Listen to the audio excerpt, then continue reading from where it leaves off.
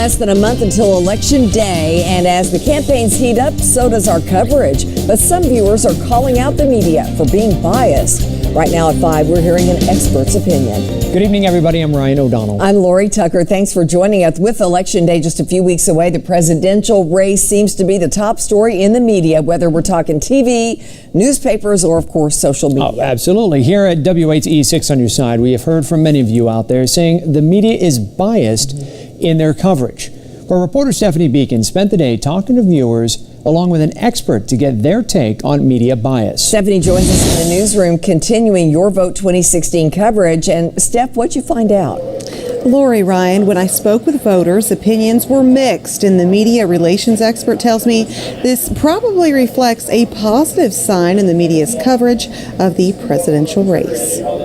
I went to Market Square looking for voters, asking if they have been watching coverage of the presidential race and if they felt there was media bias.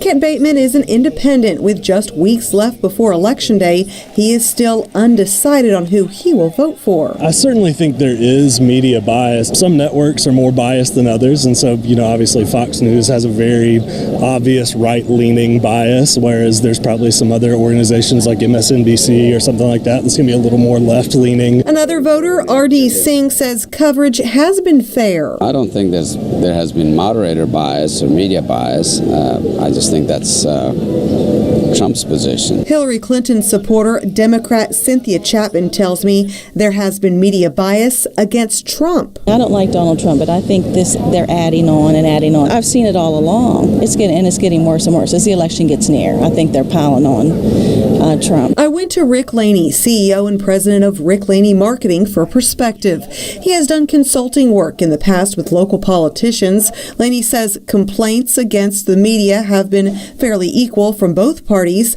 meaning the media coverage has been pretty balanced. You hear consistently today the Donald Trump supporters saying that the media is treating Donald Trump unfairly and they're giving a pass to Hillary.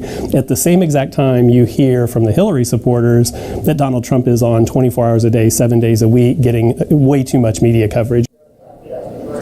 Laney tells me from his marketing experience, people tend to typically see things the way they want to see them, and this adds to the feeling of media bias when it may not actually be the case. Lori?